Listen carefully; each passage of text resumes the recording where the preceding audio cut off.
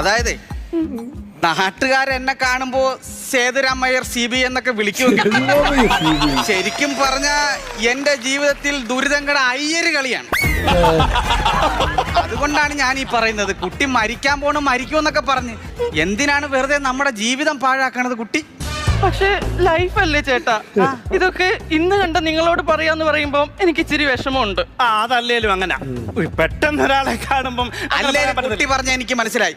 പെട്ടെന്ന് ഒരാളെ കാണുമ്പോ നമുക്ക് അങ്ങനെ എല്ലാ കാര്യവും തുറന്നു പറയാൻ പറ്റത്തില്ല.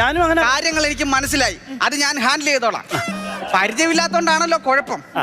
ഒരു കാര്യം ചെയ്യാം, നമുക്ക് ഇന്ന് ഏതെങ്കിലും ബീച്ചിലും പാർക്കിലും ഒക്കെ പോയി ഒരു റൂമൊക്കെ എടുത്ത് 1.5 ആഴ്ച കഴിഞ്ഞ് പോകുമ്പോ നല്ല പരിചയമാണ്.